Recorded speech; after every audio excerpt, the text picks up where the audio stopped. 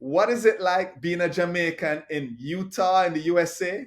Hi, I'm Xavier Murphy, founder of Jamaicans.com, and today in Jamaicans to the world, I talk to Roy Sadler, a Jamaican living in Utah. How you doing, Roy? I'm good, man. I'm real good. How about you? Good, good, good to have you on. So, Thank you. I appreciate the invitation. which part of Jamaica you come from? Well, I am from the North Coast. I was born in Saint Anne, a little north of what many people know as Walker's Wood. I was born in Saint Anne and particular Golden Grove. My mother was a teacher there, and I was Okay, born when she was teaching in Golden Grove. They used to call me Red Hills Baby, Red Hill. because of the red dirt. Yeah, because of the red dirt from the bauxite and all that up there. Red Hills Baby. Oh man, Yeah. awesome, awesome. So, I won't pick on you in high school because you and I talked about that you left Jamaica. You didn't get to experience that. But here's a question I'm gonna ask you. In terms hmm of a Jamaican saying, tell me hmm one that you kind of tend to live your life by, or maybe one that will always make you smile. Way I talk about. I like that one. It's the conversation. It's the conversation starter. Right, It's the one that right. makes me smile. It makes me feel like, okay, I'm in the neighborhood with my people, and they want to know, what's going on with me. Way I talk about, and Well, they I want to talk know the about news. my They want you. to know what's happening. Yeah, yeah. so, That's the one that so, makes me so, smile. all right, all right. So, tell me a little bit about moving to the United States. What was that like in terms of, and I know you were young, but in terms of the culture, was it a family that moved, and how was that adjustment for you? Sure, sure. I have lots to recall because I was very young, but lots of milestone things happened that made it ingrained. Right, right. Um, my parents, like a lot of the parents immigrating back in those days, they saw the opportunity, and I had just been born a few years before, so they said, "Hey, we're gonna drag all of the picnic them come, make them come with us." And so, I um I came and I started preschool, they called it, or kindergarten.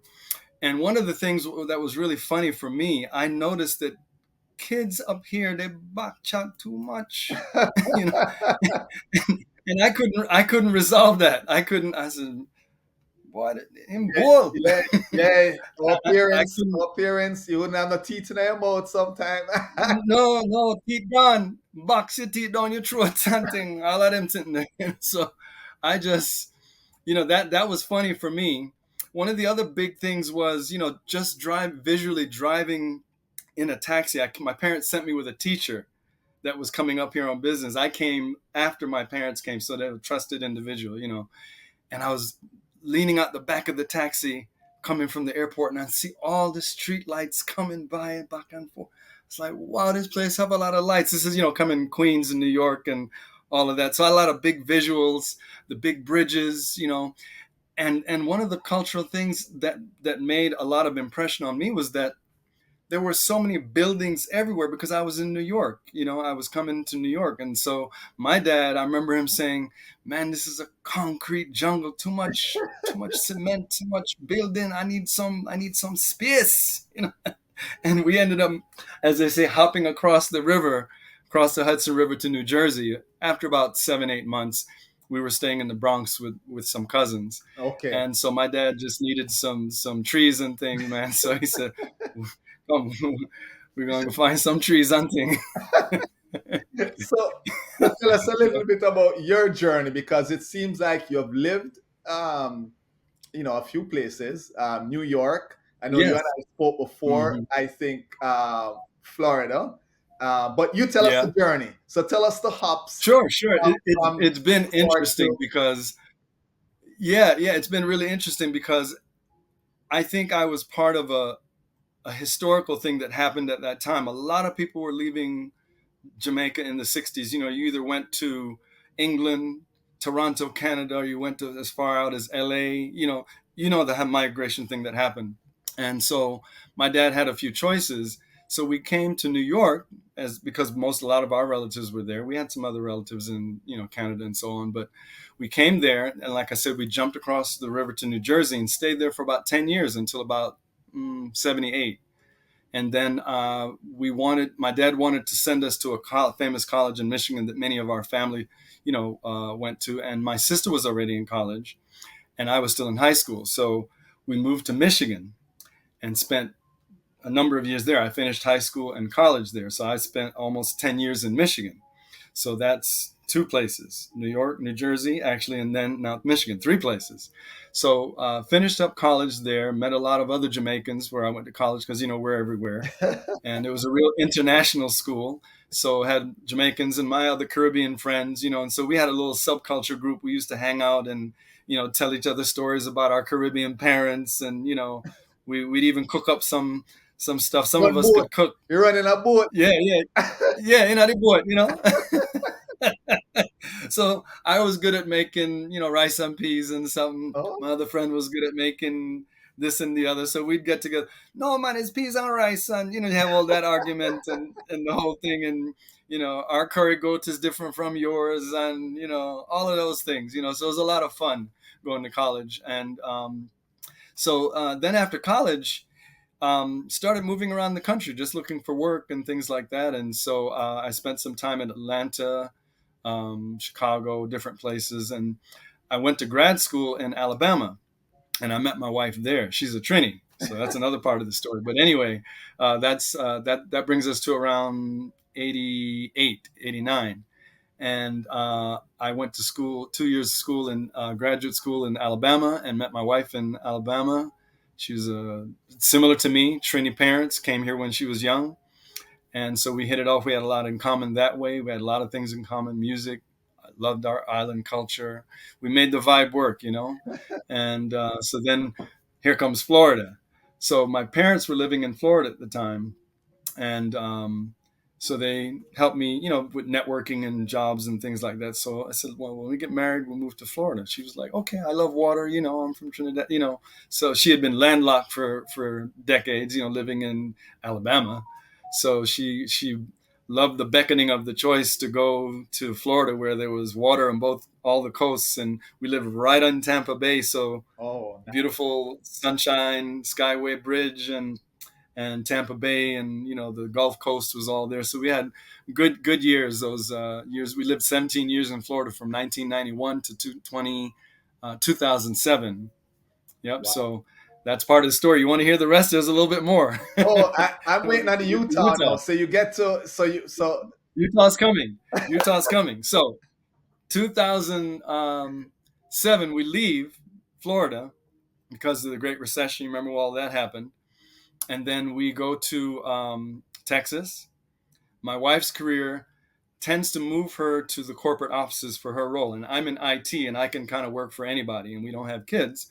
So I can work for hospitals, schools, all of that. So I'm in computers. So I just said, okay, your career is going this direction. Let's make a move. So we ended up in Texas, spent almost a year there, went to Atlanta. Like I'm telling you, it's a story. I found work in Atlanta. She couldn't. And so she moved to Philadelphia. We were apart for that time. oh, I wow. moved to Philadelphia. She moved to Philadelphia, and I stayed in Atlanta, finished up an IT job I was doing there. And then I joined her in Philadelphia, and we spent 6 years in Philadelphia.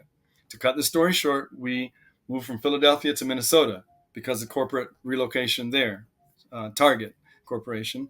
And then from Target to Michigan 6 years, and then to Utah. So we left Michigan in 2021 and came to Utah in the midst of the pandemic.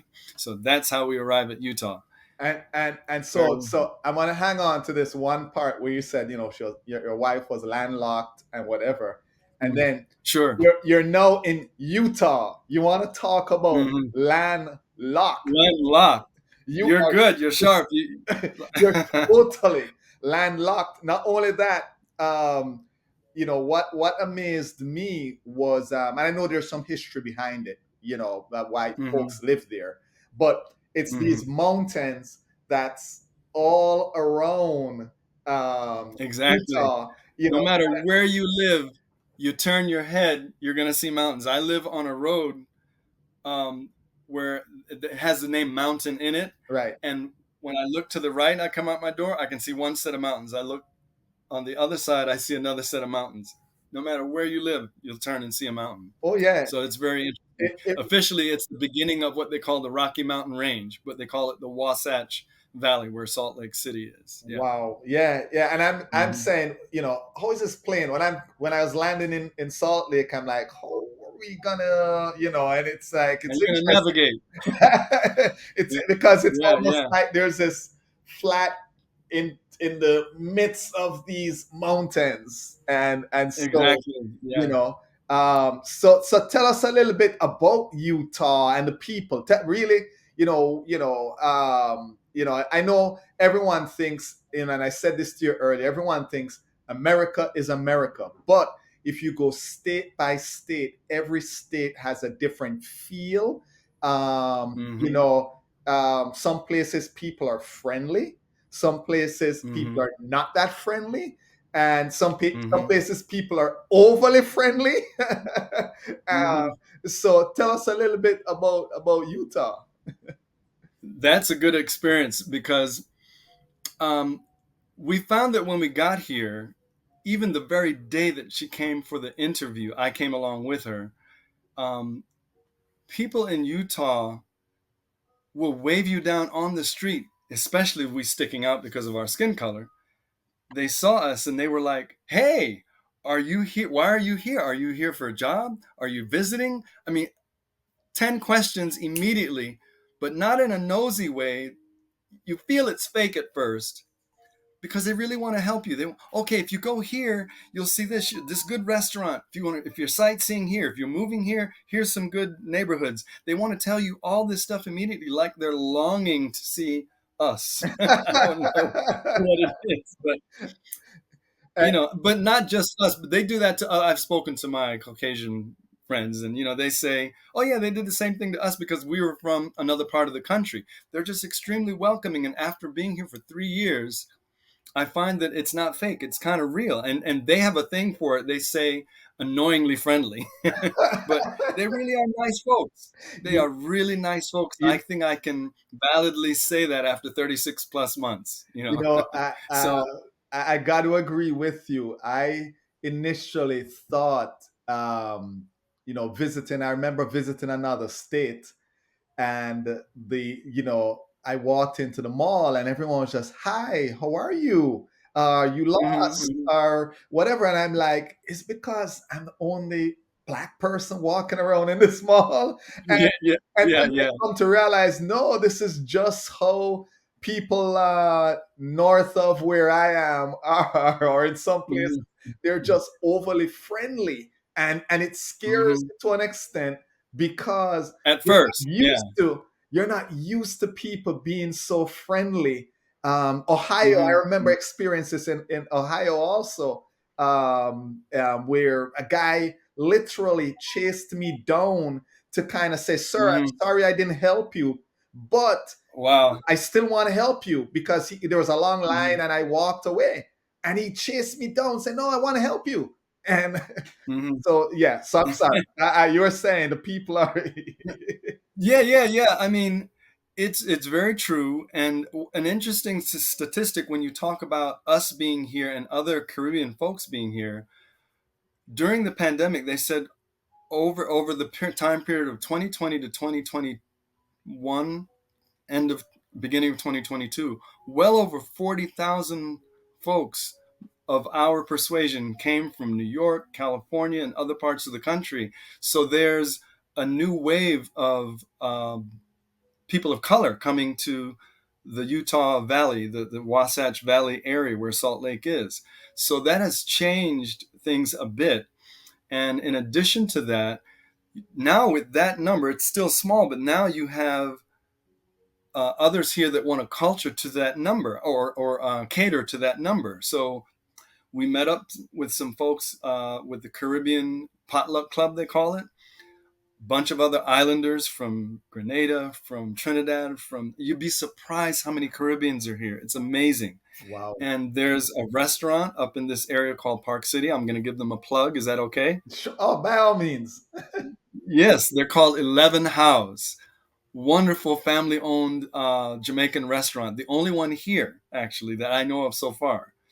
And they're up there in the ski resort area, and they do a fantastic job of being, great hosts and hostesses, and extremely personable, wonderful food, nice atmosphere, nice people. You really need to get in touch with them if you come out here, or even talk to them. I think that would be another good show. So that's um, where you get your Jamaican fix then. That's yeah, I know that's a probably you were going to ask that later, but that's one of the Jamaican fixes. And there's a second thing called the Jamaican Kitchen Food Truck. I think he's called Jamaican Kitchen Food Truck, and he has a route that you can pull up online, and you know where he's going to be, and you can so when guests come, you say, "Hey, you want to get a fix? Let's find out where the Jamaican food truck is. The kitchen Jamaican." And so those are the two I know of. There might be a couple others because I'm not out and about as much as some, but Right. those are the ones we've been made aware of. And like I said, the Caribbean Potluck Club, So the and so we've met a the bunch of other potluck Jamaicans club, and Caribbeans. what do they do? Do they have a meetup once They get a month, together. or do they have a meetup periodically? Do they celebrate Yeah, we have meetups independence? periodically. Yeah, we have meetups periodically, and then there's little groups within the larger group that have found things in common with each other, and we meet up for other things. But then the whole entire group gets together 3 or 4 times a year, and we have a lot of fun. We do Okay. something at Christmas. We do something in late July, August. Something's coming up, and Valentine's and those kind of springtime things. So we get to see each other regularly, and then, like you said, friendships develop. So you start to talk to other ones that you have things in common with more frequently. So it's helped to expand, you know, um, the Caribbean threads, so to Okay. speak. Okay. So it's Is really there neat. You won't come here and feel like you're alone in terms of okay? that. Yeah. That's where I was going in Mhm. terms of, is there maybe a group, some type of Facebook group or some type of WhatsApp group y'all are in, how you communicate, or is there a website or Mhm. something? Is there, or Yeah. It's a Facebook group, okay? and so I'll send you the link later, Okay. All and right. All right. we communicate that way, Okay. and then of course we call each other regularly and say, hey, what's up? One of them that was in the group, they ended up moving back to Florida recently. I won't mention their names, but we miss them because we're so tight. All of a sudden they're in Florida, Well, but I want to shout out the group, and if you send me the information, or if somebody watching post the information mhm, down here, because I know in some yeah, states people might feel like you're alone, and there are other no, people no. out there, and so they can connect and so forth. So, but I'm gonna Definitely the case here because go ahead. Sorry, no, no, you no. go You ahead. finish. You finish. It's definitely the Well, case. I was going to say that's definitely the case here because you know how we say if everybody from Jamaica come back, the island sink. We're everywhere, and I've found it as I've gotten older now to that is really valid. There are Jamaicans in Russia, there are Jamaicans in China and Japan, and there are definitely Jamaicans here in Utah. So it's I don't know what it is about us, but we find ourselves debunked everywhere, as they It's say, if you it's know? egg, we in the red. We're Yes. everywhere. We're everywhere. Yeah, yeah, And I've yeah, learned yeah, that yeah. doing So, this series, I've learned that just shockingly where we are. So, but mhm. I'm going to go Yeah, back yeah, to it's food. very fascinating. So, Sure. Hmm. where do you get, if you're, I don't know if you're you're a cook, or, but all Jamaican men typically know how to cook, right? So, but Yes, yeah, I so do. where do you get your supplies when you're doing your curry chicken or your jerk chicken, or your, is there a Jamaican Good grocery question. store there? Are you doing Amazon only? Are you telling relatives, ship me this, or It's a good mix. It's a good mix because we get a couple things on Amazon. We because of the Caribbean culture being similar to the Latinos in terms of some of the foods, there are some very large Hispanic and Latino oriented markets here that we can get, things like plantain and cassava and things of that nature. Oh, And cool. even, it's funny, even things like Milo and a couple other things, the Hispanic people have become hip to it, and they know that a few of us are here, so they carry some of it. Nice. So that's two things: Amazon online, so to speak. A few of the Hispanic places, and then of course, because of the networking and the threads that we've developed, hey, you're going home, bring me back this something something. So you get to dig favors from your friends. When you're going home, bring back this. So Good, good, good. So, question on, you being Jamaican in Utah, have you ever come upon an experience where somebody learns you're Jamaican, and what are the questions they typically will ask? okay, that's a funny story. I have a good one for you there because this literally happened to us. We were in a discount store, and my wife and I were shopping, and my little ear heard two ladies speaking. I was, on the other side of a rack of clothing. And so, me and my bold self, are these two Jamaican women I hear talking? You know, and being stupid with them. And at first they look across like, who is this? Because I'm short, they didn't really see me. So I back around and I come back around and I say the same thing again. I said, are these two Jamaican women I hear talking? Being facetious and silly. And they say, yeah, like, yes, what of it? What you want? so so I cut my act and I finally started to act like a decent, upstanding person. I come around and to them, I say, "Hello, how you doing? I can tell by your accent. I know you're from my part of the world." They said, "But you don't sound like What are you talking about?" So we have this conversation, and I had to drop a couple patois words to make them feel like, okay, he's all I'm right. legit. I'm legit, man. I'm legit, Yeah. right? So then, I'm just a where twang here, twang little bit. I'm legit. yeah. We just come off the boat, but but, but yeah. but where I was going is like the somebody who is native Utah. Mm. Maybe a Oh, I Caucasian see what you're person saying saying. to you that, and you tell them, "I'm Jamaican." What are Uh-huh. they typically saying to you? Oh, okay. They typically will say, "Oh, I love the food," and then they'll talk about the restaurant, and then, but you don't have an accent, so I get that spin, Right. and I have to explain a little bit, and then they'd start to dig me about culture and different things. Well, I've been there, I vacationed there, yeah, and I tell them I know this and I know where that is, and then they start to go, "Oh, you really are Jamaican," because I sound American, so I have this issue I always have to deal with, Right. Right. Jamaican, so that makes the eyebrows go up. But then after a while, the whole field vibe is, oh, we love Jamaica, we've been there, or I haven't been there, it's on my bucket list, and you get all those kind of responses, and so it's fun. And then they ask you, can you cook the food? Oh, I love the food. Will your wife, or will you bring some for me to work? Or you get those kind of things after a while if they get to know you. And so our cuisine, our music, everything has just, you don't realize how much it's permeated American culture Wow. across all the states. Wow. Wow. That So it's that's it's fun that amazing. way. So Mm-hmm. again, I gotta touch on it. It's Utah. You know, Mm-hmm. um, listen. You are a black person in Utah.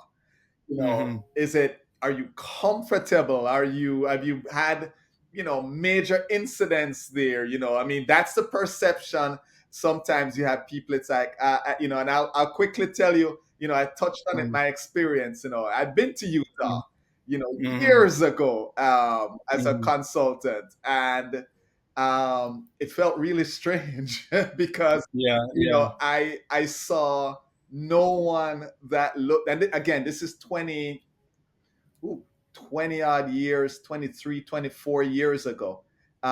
Mhm. And outside of Salt Lake City, I'd driven outside of Salt Lake City, so where I Mhm. was, but there was, I wasn't meant to. I didn't feel uncomfortable, but it just was Mhm. strange because I saw no one that looked like me, nothing that Mhm. appealed to me, and Mhm. and my host was comfortable.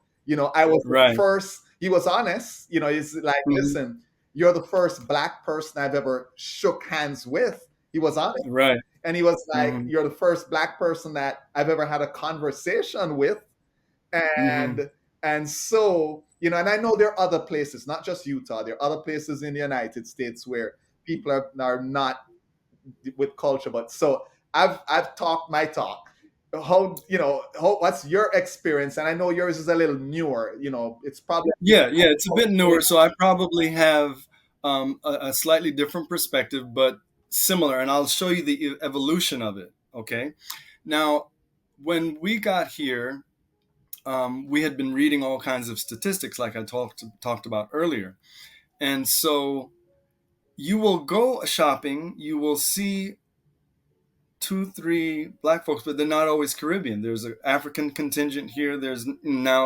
So there's different black folks that you will find here. I would only say that we've had one negative experience, one, and it was very mild and kind of an out of the way. right, Um, we were at a ice cream store, if it's okay if I relate it, and someone was just looking my wife up and down as if to egg her on to respond in kind negatively so that something could escalate.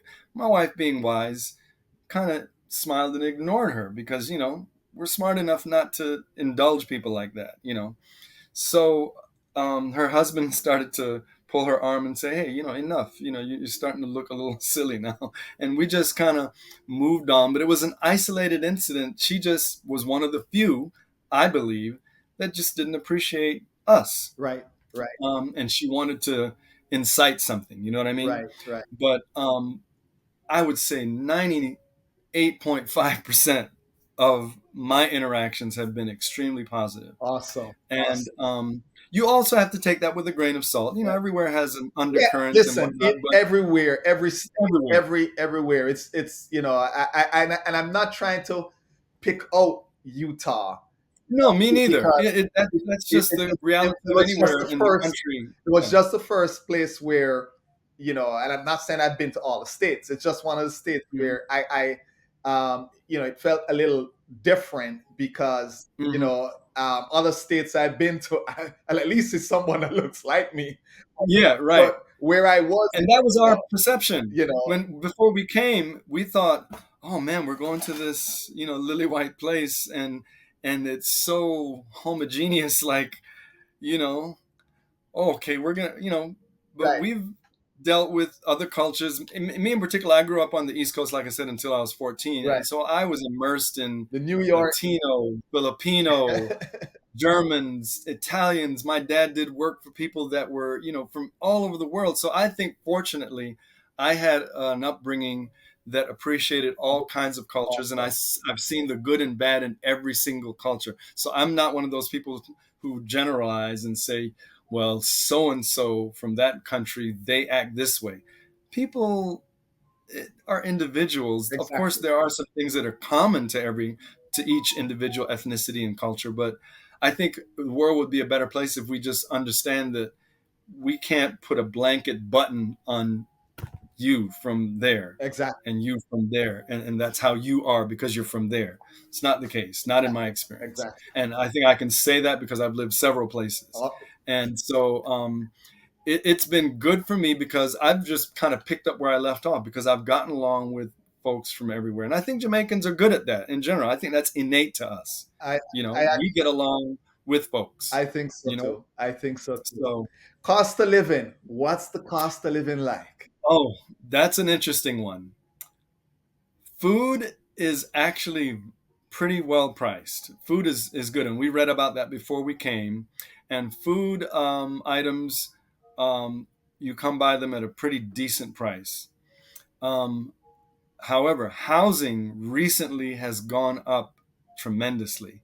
And there's some reasons behind that, and a couple of them are that, like I told you about the influx of people of color, but influx of people in general because of relocation. Because this market is very productive, the job market is hot here, Very. economics of the area is hot here. So even though some other parts of the country are having little dips, Utah is like on a skyrocket straight up, man. So people are relocating here in droves. So that always brings with it prices that go up, economics, just, supply and demand. And, so land, and in particular here in the Utah, or what they call the Wasatch Valley, because the buildable land is in between two ranges of mountains. If you go on the other side of either mountain to the east or the west, either mountain range, you become a lot less, it becomes a lot less feasible to get into work, to commute to where the Mm, jobs are located in the metropolitan area.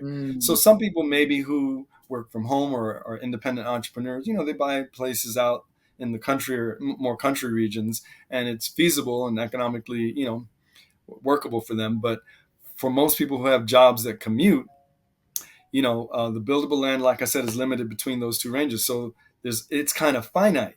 We're not locked by water. We're locked by mountain. I see. I We talked see. about the landlocked thing earlier.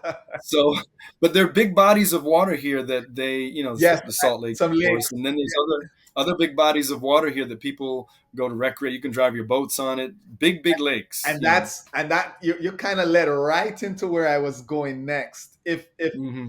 If someone was to visit Utah, or Hmm. if I was to come back again, I've been once, and there's a place you say, Xavier, this is amazing. You have to come see this lake, or you have to go see Hmm. this valley, or you have to go Hmm. see this event, or it Hmm. could be a historic location. Hmm. What would you recommend? Okay, I'm not a skier, right? I don't ski, but the ski areas here are multi-use in terms of what you can do, not just during the winter ski season. And just recently, within the last couple of weeks, some friends of ours came from Florida, and we took them up into the ski areas. And those ski areas are on these really high peaks, and they make the ski lifts that take you up the mountain with your skis on and all your gear. They give them double duty during the summer, and they take you on these scenic tours, and you go up the mountain. And when you get to those peaks, you get off the lift, and you can see these amazing vistas that you can see literally for miles. Literally, I saw a little town. It looked like I was in a plane. You know how you in a plane you can see a populated spot. It Right. looks, that's how high up you are in elevation, and you can see down to these towns. I saw a lake from where I was, and I could see the entire lake. And when you're down by that lake, you can't really see the other side so easily. You have to drive your boat a ways to go see the other side of that lake.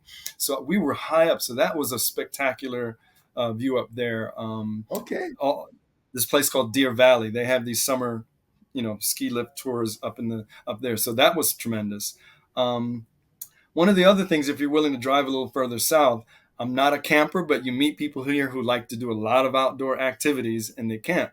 And it's funny. An African friend of mine said, camping, back in Africa, we think camping is, you know, that's where we came from. We living in tents. That's years ago. We don't want to camp. We want to live in concrete and, air conditioning. And so he thought it was really strange that Americans want to go camp in tents and live more rustic for a period of time to relax. He thought that was really strange, but cultural differences. But so we went camping with some friends, and a lot of beautiful camping areas here. I went to a place called Nephi, was it? Yeah, past Nephi. And we went to south on, what is it, Route 15 and Interstate 15. And the rugged rock formations and the strange things you see in the state of Utah in terms of the terrain is just super interesting. You could just be your jaw Yeah, moving yeah. back and forth like this if you don't pay attention while you're driving. It's Yeah, amazing seeing it from the yeah, air. yeah. In, and I'm like, where are they gonna land? All I'm seeing is mountains.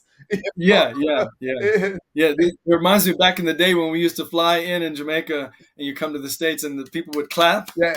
You definitely want to clap for that pilot when he lands in Utah because that's some maneuvering Yeah, to get that around those that's mountains and into I'm that. like, wow, where's the airport? All I'm seeing is these mountains upon mountains, and Mhm, I'm like, and they turned and they kind of came in, and I'm like, mhm. oh, okay, There it all is. right, yeah. Yeah, So yeah, yeah. So those are two that I can think all of right, real quick. definitely, check Mhm, those out. Mountains, go on a ski lift up there, some awesome views, and mhm. camping. Yeah, Yeah, for me. and go ahead. I'm sorry. Of course, there's music. The you've heard of the Mormon Tabernacle Choir. There's music comes through here a lot, both that is situated here and music that comes through here because people only think of LA, Chicago, New York, but big acts come through here, and so there's a great music scene here too. If you want, if you get on it ahead of time, look at the schedules, you'll see some big acts come through here. Okay. Just a lot of great outdoor activities. And Um, so let me ask you this, because you're up there in the mountains now. mhm. It gets cold. Oh yeah, yeah. I have a slightly different perspective on that because I've lived several places. But what's unique about here in terms of that is when we came here for the interview before we moved here, it was like in the 50s in say May, okay, 50s in the valley, 50s, 60s, and people were walking around with hoodies and light things. But at the airport, people were still coming in with ski gear, and that's the only airport I've ever been to that has the carousel for the luggage. It's not they have a regular one, but there's a vertical one that's probably 25 feet high, so people can put all the ski gear Oh, on there vertically, and you see this strange looking thing coming around. Every slot on it is about 20 something feet high, almost 20 something wow. feet high. Wow. So it's really different here with that. So you can get to the mountains here within half an hour, whereas in places like California, Denver, and all these other places that you hear are very famous for skiing, you have to travel an hour plus or more To get to to get to the areas that are popular for skiing. But uh, here in Utah, it's unique. Boom, boom, you're there. you're right there. Wow. You're right there. And so the elevation makes the temperature change quickly. And that's why I saw people with all this heavy gear, but it was like spring. It didn't make a whole lot of sense. So I had to kind of reconcile that. So that's something really unique about Utah. Yeah. Nice, nice. Well, listen, Roy, I thank you. Winding down. Sure. Mhm. Here's a scenario I'm gonna give to you. Okay. You leave Utah, probably have to make a stop. I don't know if there's any direct flights to Jamaica. There may be, don't know. Mhm. But Mhm. you head to Jamaica, you get out the airport. What is that first thing you're doing? Whether it be for some people, them taking a dip, them have to Mhm. wash off, get a sea bath. Some people it's Mhm. I'm going for this food. For some Mhm. people, it is, I got to visit this place to get this or Mhm. whatever. What is Uh-huh. that thing that you would do in that scenario? I have to go to Mandeville, Okay. and I'll tell you why. I have family there, but the weather in Mandeville is so nice in terms of being up that high and feeling that cool night air in the Mandeville, and just feeling how you know um, relaxing it is up there. I love that elevation and the cool nights in Mandeville. But then you keep going and you keep going. I guess that's east, and you get back on the coastal road and going towards Kingston and all of that. You hit the beaches on the way from there. But my first stop is going to be coming down from Mobay down Going to through Mandeville. right, and going to Mandeville. So, is Yep. there a food you would be you have to get on your way to Mandeville?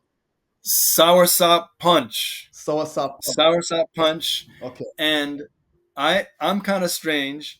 I like traditional ackee and saltfish and all that, but I like when we make the spinach with saltfish in it. Okay.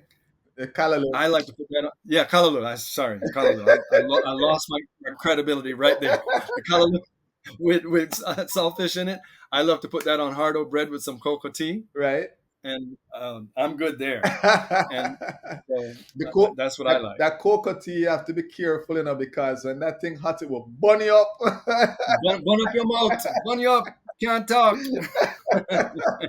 Roy, Your tongue get thick. listen, thank you again. You have lived quite a few places, and any word of advice for anyone that's thinking, "Hey, I'm either gonna move to Utah, or I'm gonna move to anywhere." What you've lived again. You've lived in quite a few places. What's that one piece of advice you'd give them? Keep an open mind and do not be jaded by one or two, three people's experience. Look around, ask more people than a few, Okay. and be open-minded and be positive, because I think there's always a positive experience to have no matter where you go if you're open to it. But if you lock your mind off to positive experiences, you may have a negative one. Okay. You know, All right. Fair so enough. that's my Good piece of advice. advice. Roy, You know, thanks again. And as we say, little more. little more. All right, peace, peace. Show some love now. Hit that like button, subscribe to our channel, and hit that notification bell. That way you don't miss a video.